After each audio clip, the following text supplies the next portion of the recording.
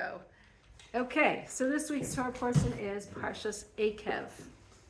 And what does the word Eikev mean? Akev? Heel. Here. Heel. It also means Eikev. La'akov. La'akov. To fall. I don't know how to say it. Well, it says, La'akov. V'haya Eikev tishma'un. Moshe is saying to the Jewish people, remember where we are right now. The whole book of Devarim is given at the plains of Moab as they're about to enter the land of Israel. And Moshe knows that he is not going to enter the land of Israel, but he's giving the people a review of what had happened till now. And he's also admonishing them and preparing them for what's to come. And he's saying to them, V'haya Eikev tishma'un, it will be because you will listen. Eikev means because you listen. V'haya Eikev tishma'un, because you will be listening. And he's saying to them, when you are going to listen, you're now entering the land of Israel. If you're going to listen to God and to the covenant that he gave you at Mount Sinai, then God will give you all the things that, and Parsha continues on with all these things that they're going to be receiving once they enter the land of Israel. That God will be good to you, and he'll give you fertile land, and he'll help you conquer your enemies, and he'll be with you, etc., continuing in what will happen. Now, usually the word Eikev does not mean because. V'haya Eikev tishma'on. It will be V'haya ki tishma'on. It will be because you listened. Not the word Eikev, which, as you noted, means the heel of our foot. Ikvot de Mashiach, the heels of Mashiach, the heels of Moshiach. Eikev means... But it depends how you spell it. Ayin- Akev is with kuf. Yes, ayin kuf. And le'akev. Oh, la'akev, that means to is- delay. To delay right. is with the kaf. Kaf, right. No, this is with a kuf. Ayin okay. kuf beis. So ayin kuf beis is Eikev is the heel. Yes. And it can also mean because you're listening. So in the plain meaning is Moshe saying to them, because you're listening to all the things that God has told you, therefore God is going to continue giving you all this good stuff, and he'll remember the covenant that he made with the forefathers, and you will go into the land of Israel and experience all these positive things. But on a deeper level, whenever we have this word Eikev, which means two things, it doesn't only mean because you're listening, but as you mentioned, it means the heel of the foot, the heel part of the foot, the Eikev. So what does it mean that Moshe is saying that it will be because you're listening, and it's hinting to the heel of the foot? So what is it hinting to us? What is it teaching us? What is Moshe trying to hint to the Jewish people that has to do with the heel of the foot? So there's two explanations that are given. And one is actually given by Rashi, and he says, the heel of the foot refers to those mitzvot that we usually trample on. We step on it, like as if it's the heel of the foot, those things that we don't take seriously, that we think, oh, it's no big deal. You do it, you don't do it. All those things that we think are not such significant mitzvot, not such important mitzvot. Like, why bother? It's not so important. Now, I know we have a very holy group here, so I'm a little nervous to even ask, is there any mitzvot that you feel in your personal lives that you kind of trample on with the heel of your foot, that you think, it's not so important, I don't have to be so careful? Anything? This is a very holy group, so I'm like a little worried to... Gum. Gum. Gum. I'm sorry. Gum. Gum. It's What? I know my friend right, non-kosher. Oh, eating non-kosher gum. But it's Right. good food, you Right, know, that's so- a very good example. Something that's like, okay, like it's not such a big deal. Right. It's not like such a big deal if I eat kosher gum, not kosher gum, when we don't really look at the ingredients of it. Or even like a restaurant that might be like a vegetarian restaurant. You know, what is it already that's in there? Things like that we think are not so important, right? That we might think it's not so important. Anything else that you could think of that you trample on? I trample on it, but I know it's important. Okay. You know, my You hair. do not trample on any of this. Okay, this is so common. About what? I cover my hair for davening, and that's it. Okay. For the shul, I'm covered. But, I still have one mitzvah, the mitzvah of tznius. I'm tznius. On top of You're tznius. very I'm sneaky. tznius, but I still wear pants, and I struggle with it more now than I did because I've grown a lot more than I was. Right. And Right. I come to shul, if I come to house, if I go to Muncie, if I go to supermarket, Right. any kosher restaurants, only restaurants that go to kosher, I don't do anything like that. But that's a push, I'm just going to shop right, I'll put on, whatever I Right. normally wear, and hope I don't bump into anyone that's wearing I'm very uncomfortable with that. I'm very I uncomfortable totally with get that. So I don't know, I guess. So I want to just say there's also a distinction between if you're growing in something, versus trampling on it. In other words, sometimes you're growing and you're not ready yet to take on something.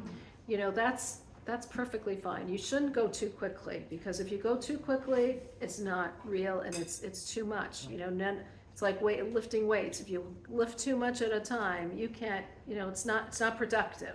So it's not good to go too fast. But this is talking more about things that is a mitzvah, but you think it's not so important. It's not so important that I do it. I do have one little one that it is something that is, what is that, how you're saying Achilles heel, vitamins and supplements. I try to eat like very clean, very healthy, and sometimes like I'll look at labels and I'll read them, and I know that other practitioners, I won't say who, but have said, if there's nothing in it, like, any kind of gelatin, or, the cap is a vegetarian, those things are very, very difficult to actually put a stamp on and have somebody, look through it. So when you like reading the ingredients, it's more like, what do you need it for? Is there more of a benefit from it? And like, what are you taking? So, for me, it's, if I could get like vitamins and supplements in the kids, I'm okay with it, not, Right. necessarily. Can I just mention something? Yeah, it's a thing, it bothers me. I know I was going to a naturopath or like one of those, and of course, Yeah, $200 yeah, yeah. later, everyone Muncie gets it from me, it's Yeah, no yeah. problem. I pulled up a rabbi and I asked him, okay, I shouldn't have to feel guilty. Oh, really? Okay. Report? There you go. So you I'm have sweating. Okay, there Which you go. fancy? She said it's fine to use Well, those. it depends. Depends I how mean, much it you depends in case, in my case. Oh, really? In my case, it was okay. See, I knew I had such a holy group that we can't even find out our mitzvah that we trample on. Wow. The depths of them. I'm the only one with pants. So I'll give you an example. Let's say sometimes, prayer comes around and you're like, Yeah. okay, I'll do it tomorrow, or it's another day. It's not so important. Or sometimes like, Rush through it. you rush through it. It's not so, okay, so next time we kind of like, it's not so significant to be so careful, or saying a blessing on the food. Sometimes you remember, sometimes you don't. Sometimes, it's not so important. Those things that we say, it's not so important. Even Erev Shabbat, lighting Shabbat candles. Okay, it's a little later, it's a little earlier. I'm going to go till the 18 minutes before, Yes and no. So these are some ideas. We all have some mitzvot that we kind of trample on that aren't so significant to us. So the pasuk is telling us that in the time period when you're gonna go in before, that's the one explanation. Things that you trample on with your feet. So Moshe is saying to us, listen, even to those mitzvot, keep them properly. And moreover, the other explanation is ikvisa de Mashiach, which is the heels, the approach of Mashiach. Meaning, when we could already hear the footsteps of Mashiach coming, that's this generation that we're in now. It's almost like you can hear the footsteps. You know that things are happening in the world. It's happening in such a rapid way, and so much is going on. You feel like Mashiach is almost in the air. You can almost feel that he's going to be coming soon. So when we are at the heels of Mashiach, we're talking about that time, then God is saying, tishma'un, you will be listening, meaning the Jewish people will be following God when Mashiach is coming. We will be repenting, just like our generation. We have a wonderful generation. God is saying, when Mashiach is coming, you will be returning to God. And at that time, you will also be keeping even those mitzvot that we usually trample on. You'll be keeping those mitzvot because you're careful even in those mitzvot. Now, we might wonder, so these are the two explanations for the Eikev, why it says the word Eikev, because it's hinting to these two things. It's hinting, keep even those mitzvot that people normally trample on, that you don't think are so important.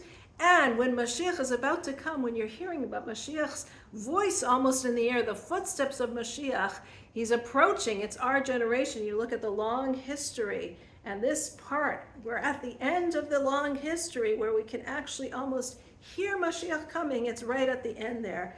This is the time period when we will be following in God's ways. Now, we might say, what is it about bringing Mashiach that our generation has the capability of? Like, why is it that our generation merits to bring Mashiach? There have been so many previous generations who have been so much more religious, so much more involved in Torah and mitzvot, so much more in keeping with what we're supposed to be doing. You know, even the level of the way they felt about doing things and how they felt it, the self-sacrifice that they had. How is it that our generation can be the ones to actually bring Mashiach? You know, when we look at the sages from the past, there were such great sages, like huge, the ones that wrote the Talmud, the ones that wrote the Mishnah, people who were such brilliant giants that compared to them, we're so small. You know, in Judaism, it's interesting. We look at each generation and we say there's Yeridat Hadorot. Each generation gets lower and lower and lower. We say people, you know, we feel like we're getting further and further away from Mount Sinai, from the giving of the Torah, so we're getting lower and lower and lower. And when we look at that, we say, so how is it that our generation are the ones that are going to be able to bring Mashiach? And so the example given is that we're like the midget that's on the shoulder of a giant, right? A giant, and this little midget is on the shoulder, so that midget can reach to the top, even though he's so small, but he's on the shoulder of giants. And the same way we look at goodness in our world, how goodness is like, it's like the bursting of a dam. You know, the water is filling and filling and filling and filling more and more and more. And we have all that water from the previous generations filling the dam, filling it until finally it goes through. It breaks the dam because it's so full. So it's that little drop that we give that can actually burst the dam and can break through the dam because it's been filled from all the previous generations. And we look at good in that way, good in our world, as something that continues. It's not something that you do a good deed and it's gone. You're filling a reservoir, and the reservoir is getting fuller and fuller and fuller until finally it is so full that the whole thing is going to collapse because it's so full. It's going to break through the whole thing.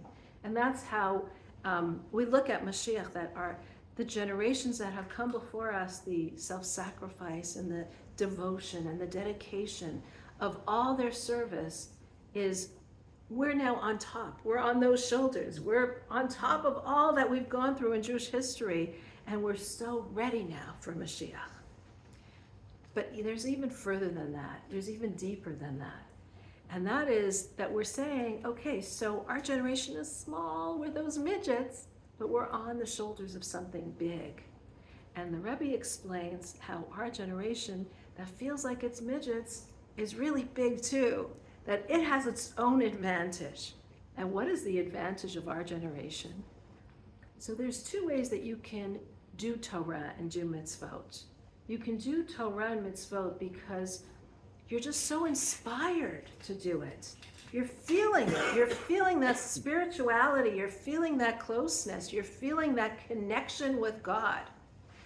And that's an amazing way. You can imagine, think back to the time of the Beit HaMikdash, when it was such a holy You felt God's presence there. You felt it. And feeling that presence, there was no way you could not keep Torah and mitzvot because it was so obvious. There wasn't people then who were just, oh, I don't believe in it. It was so obviously in front of you that how could you not believe in it? It was so there. And we would think, oh, well, that's the best way of doing it because you're so permeated in all ways with this kedusha, this holiness that's around you. So obviously you're keeping it. But, the Rebbe explains, there's a certain advantage when there's a darkness and you're not feeling that holiness. When you're not permeated with that light and that brightness and that beauty, and you're feeling so far away from home, so far away from God, where God's concealment is so strong, as it is sometimes in our generation when we look for God and we see, we're seeing like such terrible, terrible things, like the hostage is still there, and you wonder, God, how could you be doing that? And when you see such difficulties, like the Holocaust, like October 7th, like what we've gone through, and we don't feel God's presence, we don't feel God's love all the time, we feel like it's so concealed from us. And we're certainly not feeling that holiness that they felt in the time of the temple, where you could just feel God in the air, you can breathe God in the air. It was so obvious. In fact, it says in the time, we say in our Musaf prayers, we say on the holidays, Ein anu yecholim la'alot v'le'ra'ot u'lishtachavot lefanecha. We cannot go up and bow down and be seen and pray to you, because now we don't have the Beit HaMikdash, we don't have the temple, so we can't. In the time of the Beit HaMikdash, we were able to go up la'alot regel, to Yerushalayim, v'lirot, to see and to be seen, u'lishtachavot, and we would bow down to God. But now, when we're in exile, we don't feel God's presence. We're not there to actually bow down to God. It's not here. It's not something that we are able to do. And how come Moshiach didn't come when the first temple was built? Because it did go for 400 years. It was during Shlomo HaMelech when he was. I mean, that was like I think one of the best times, Right. for the Jew. Right? So wouldn't that have been an apropos time then? Yes. To say this is it. We did it. Right. Yes, it would have been apropos. It would have been even more apropos if right away when we got the Torah, at Mount Sinai, we were at such a high level. Right. We were able to see God. I mean, how could you get higher than that? We were seeing these visions of God. We heard the voice of God. Why couldn't we have right after that go straight into Eretz Yisrael with Moshe Rabbeinu and build the Beit HaMikdash that is going to stay for all eternity? Mm-hmm. Finished. End of story. Mm-hmm. Or why couldn't we have had when Adam was created and he's in Gan Eden, him and Eve, and they're in Gan Eden, and they're at such a high level they don't even have a Yetzer Hara, an evil inclination. They're in Gan Eden, their Garden of Eden. They're hearing God. God is speaking to them. Why couldn't then we have Moshiach? So why? Because God wanted us to experience the darkness. Because when we experience, and this is the reason why we're saying, when we experience, and this is the advantage of our generation. So we're not the generation that can go up and see God, and not only see, it says when they went up and they saw God, they were seen by God, and they could see God. Not only were they seen by God, that God saw that they went up, but they could see God. God was so obvious that the revelation of God was so apparent and so penetrating all aspects of their lives. But we don't have that. So why? Why don't we have that? And why is it in our generation that we're going to be bringing Mashiach when we don't have that? Because there's an advantage of when you are in a place of such darkness, and when you are so far away, and you're still holding on. And you're still saying, I'm going to be a Jew because I want to be a Jew. Now, the way that we do mitzvot might be very different. In other words, when a person is feeling this aura of holiness, it's actually so pleasurable to do a mitzvah. It's pleasurable. You're feeling God all around you. There's no tug of war. It's so pleasurable to be, you're getting enjoyment. You're getting pleasure from doing the mitzvot. Our generation, on the other hand, sometimes we don't get enjoyment from doing mitzvot. Sometimes we do, and that's good. But sometimes we're doing the mitzvah simply because this is what God said, so I know I have to do it. I'm going to fast on Yom Kippur, not because I'm feeling so holy and so special. I'm fasting because God said I have to fast. And so when my stomach is grumbling and wants to eat that, at the end of the day, I'm going to hold myself back. Why? Because this is what God wants.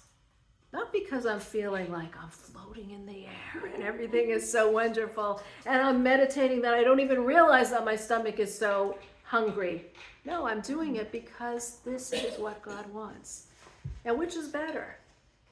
On the one hand, you might say, well, a person who's on such a high level on Yom Kippur has reached such high levels of closeness and connection to God. My gosh, of course that's better. That's beautiful. So of course he's not going to eat because he's feeling. But on the other hand, that person is feeling the pleasure of what he's doing. The person whose stomach is grumbling is fighting this internal struggle. And because he's fighting that internal struggle, he's winning that fight. He's doing it because God wants it. The other person is doing it because God wants, but also because it's so enjoyable to me. It's so pleasurable to me. Like, let's take an example, a husband and wife example, right? Imagine a husband who's this neat freak, right? And his wife says, honey, do you mind taking out the garbage? Like, of course. I'm getting pleasure from taking out the garbage because I'm such a neat freak, right? So he's doing what his wife wants, but he's doing what he wants, right? It's what he wants, really. Now imagine another husband who's a real slob and doesn't care about messes and doesn't care if the garbage is overflowing and all over the kitchen, right? And imagine his wife says, honey, could you please take out the garbage? And he takes out the garbage. Why is he taking out the garbage? Not because he's a neat freak, because he couldn't care less.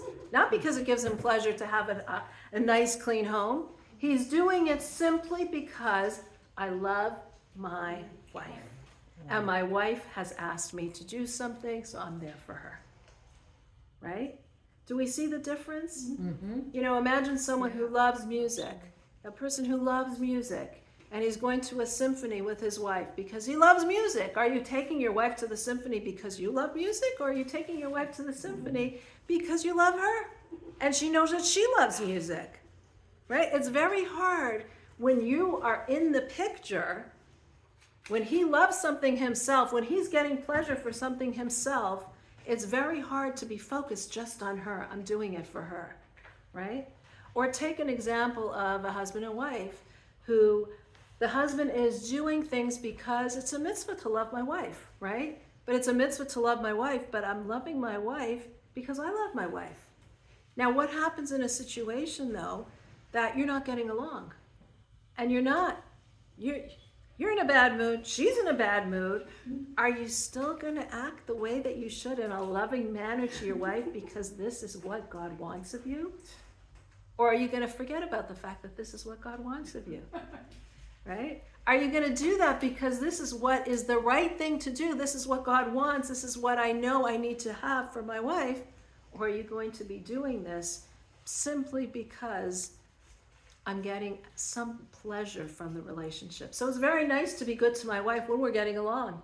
Because when we're getting along, we're nice. We have companionship. We go out together. I enjoy her company. She's my best friend. He's my best friend, so we're enjoying each other. But what about when things are not getting along? When things are not going so good? Are you still going to have the same dedication? So our generation is that generation where we're not getting along with God, right? We're not always getting along with God. The relationship isn't so tight that we feel God's presence all the time. We're feeling that disharmony and disunity with God. And yet we say, I'm still going to do the right thing. I'm still going to do the mitzvot. Why? Because this is what God wants. So that, my dear friends, is really an advantage of that midget. So on the one hand, you look at that midget standing on the shoulders of the giants and you say, oh, the giants are the ones that are pulling all the heavy weight. But no, there's an advantage of that little midget. There's an advantage of the heel that goes forward, even when the head is not so sure it should go forward, but the heel jumps forward. It jumps forward because it knows this is what needs to be done. This is what has to be done going forward. Now, when we look at mitzvot, and this is really the connection between the mitzvot that we trample on with our feet. How is it that we trample on certain mitzvot with our feet? How is it that certain mitzvot we don't care about? It's because we don't see really the importance of those mitzvot. We're not feeling that that mitzvah is so spiritual, so connecting. So, yeah, it's a mitzvah, but it's not so important. Let's say talking evil talk, talking lashon hara about somebody, talking badly, gossiping about somebody. You don't really feel like it's something so bad because it's something that everyone does. It's something that you don't feel that connection to God when you're not doing it, right? So in other words, those mitzvot that we trample on, that we don't think are so important, you're using your head. You're inputting your feelings. You're using your emotions, your brains to think, is this important? Is it not important? Whereas if you didn't think about the importance of the mitzvah, how important is this in the grand picture, you would look at it as this is something that God says.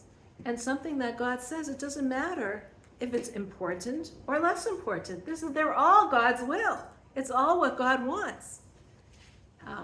And I think very often we see this exact phenomenon in Baalei Teshuvah or in converts, who took upon themselves mitzvot.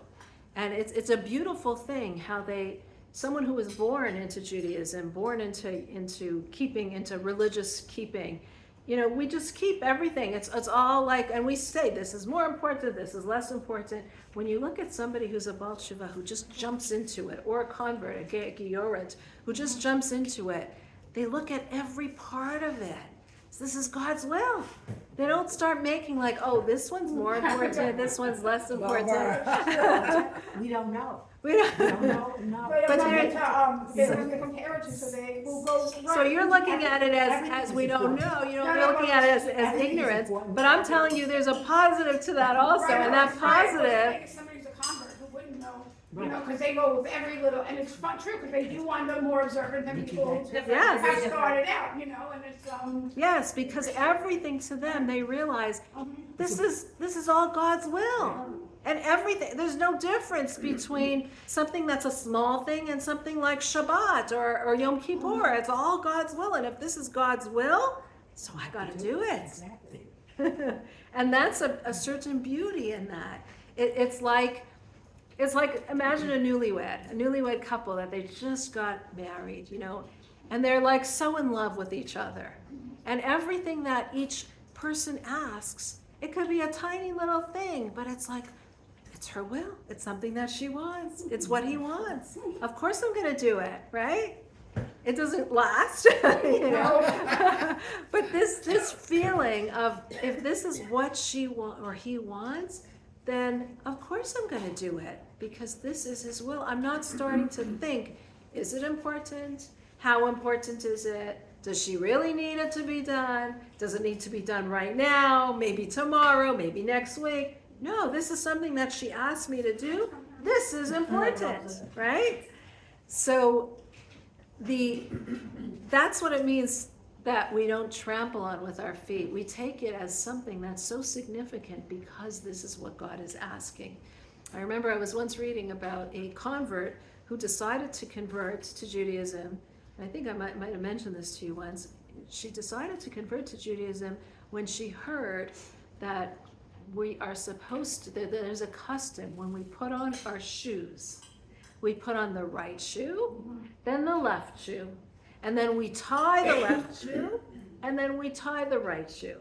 Now, this is not a law. This is not like, this is a custom of how we do things, how we go about. This is not like a very stringent, important mitzvah.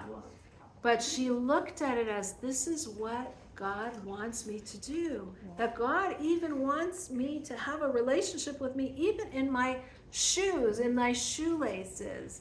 And so this is a religion that I want to be a part of. The religion that God is so much a part of everything, that's what I want to make to join.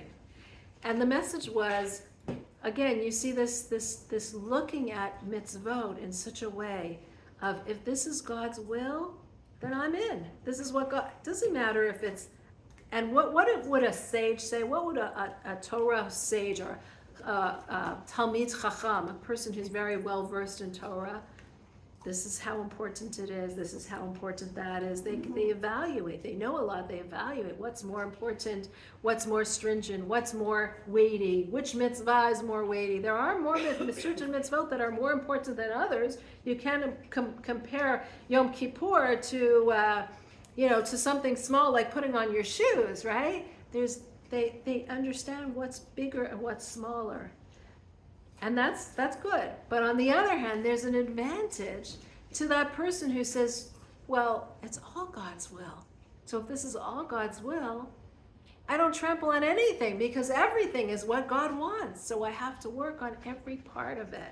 Every part of it is God's will. And the idea of doing a mitzvah, the most beautiful part of doing a mitzvah is just doing it because this is what God wants of me.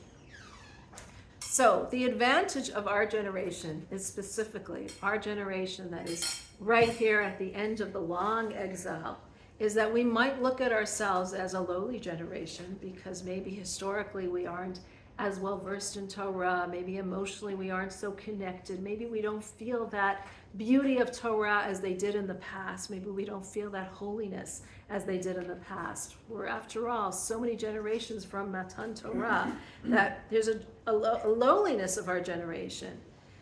But we need to remember the advantage of our generation, and that advantage is that even though there is this darkness, even though we are feeling that darkness and that lack of connection to God, we're still keeping it. We're still there. We're still showing up. We're still saying, even though I'm not feeling that holiness, I'm doing it because this is what God wants.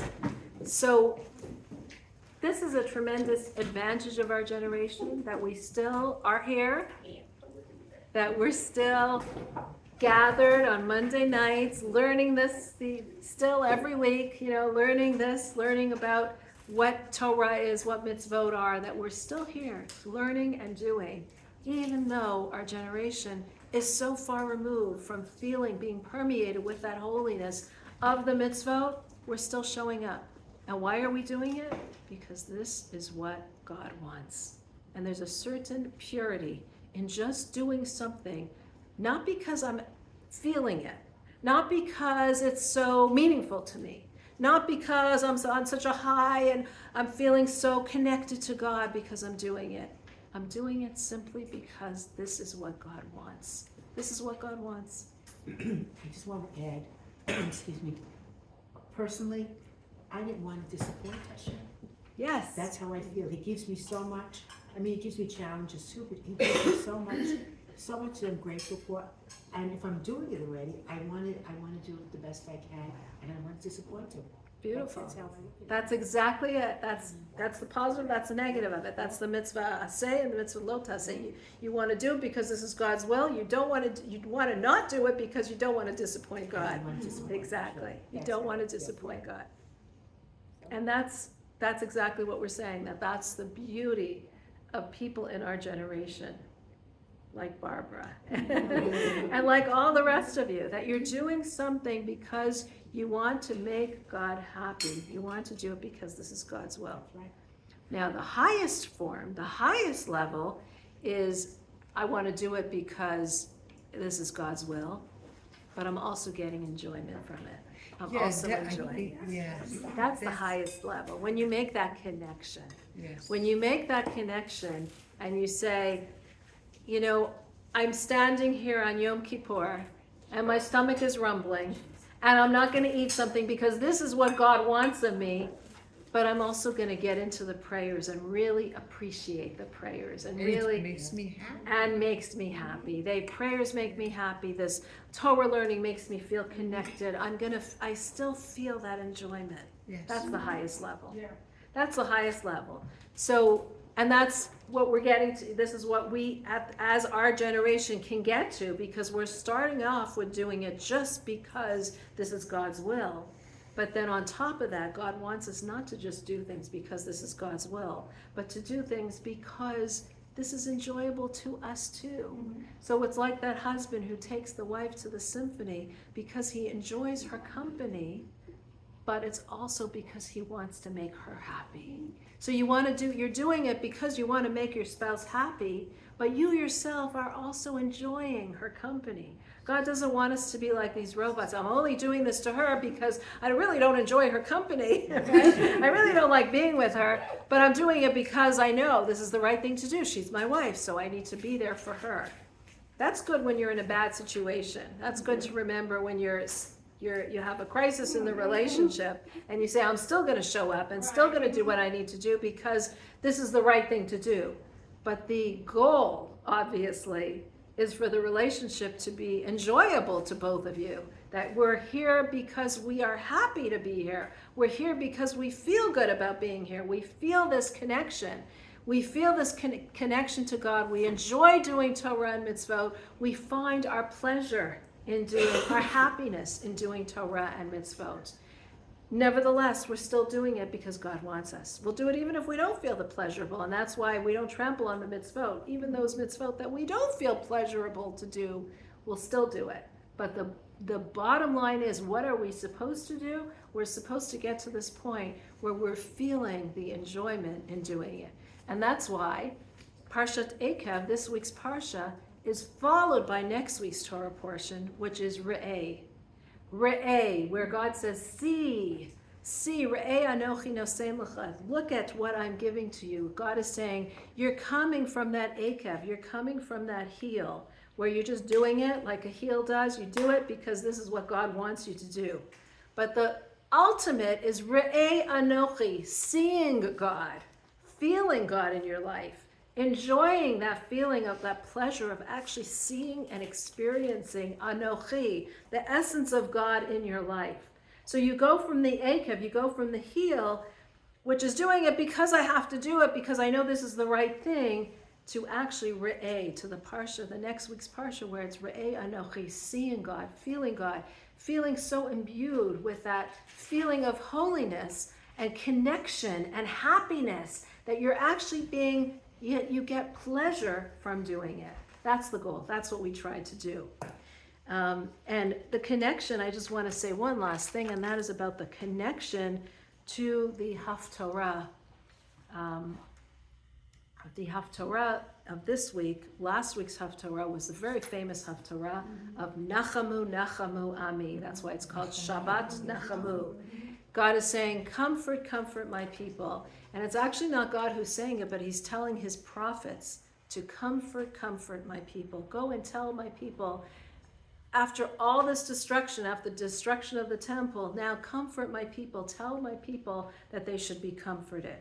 But in this week's Haftarah, we answer to God and we say, Vatomer Tzion, Azavani Hashem, v'Hashem shachachani. Tzion, which is the Jewish people, we say to God, God, you have left us. You have forgotten us. You have forsaken us. You forgot about us. And this is the Jewish people saying to God, we're saying, God, you told us last week, you told the prophets to comfort us. We're not going to be comforted by prophets. We don't want prophets to comfort us. We want you. We want the Re'eh Anochi. We want you God himself. Don't tell the prophets to comfort us. We want you. We want to see you. We want you to actually come and show us that you're comforting us. And that's why this week's Haftarah ends with Anochi Anochi hu menachem chem. God says, I, I God, Anochi, God, God's essence, I am the one that's going to come and actually come for you. I'm not going to send my prophets. You're saying, I don't want your prophets. You're saying, I want you in this relationship. God is saying, I'm coming, and I'm going to come and be the one that actually comforts you. So, just to recap what we can learn from this week's Parsha of Eikev is that even when we feel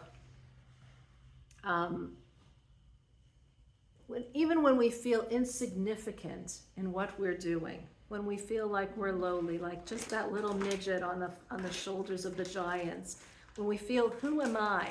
Whether we feel that way collectively as the Jewish people because of this long exile, or when we feel personally in our own lives like, who am I really? And I think our generation has this disease. We have this disease of thinking how insignificant we are, how lowly we are.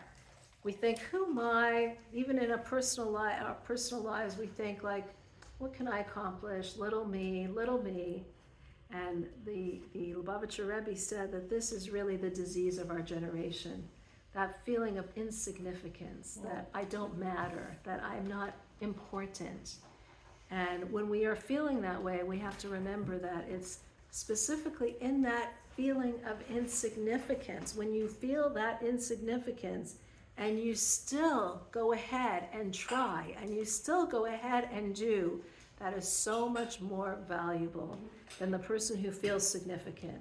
When you feel like I can't succeed in doing something, and you have a personal challenge or a personal test, and you feel like you wake up in the morning and you say, it's so beyond me, I can't, and you still go ahead and you do it, and you still try. When you feel so insignificant in your spiritual service and you say, what's the worth of my prayers? I don't even understand them. I'm not even doing it properly. And you still go out and you open your book of prayers and you pray. Or when you open your book of Torah study and you say, you know, it goes in one ear, out the other. I can't even remember it from week to week. What's the real goal? What's the real value in it? And you still do it. And you still show up. When we still show up for ourselves, for our relationships, for those around us, even though we feel so insignificant, that is really the strength, the test of strength. That is showing what we're made out of, that we're not insignificant, that we're really important, great people. And we can give ourselves a little pat on the back as this generation, which we look at as lowly, but is really the one that is going to push that reservoir to the finish, to break open those, the blockages of the galut, the blockages of exile, because of our determination, because of that heel that we have, because of that heel that moves forward and says, I'm showing up no matter what. Even though I feel so insignificant, even though it feels so dark, I'm going to be there. I'm showing up for God, for myself, for others, because this is what we know is our strength and what we know is the truth. Thank you so much.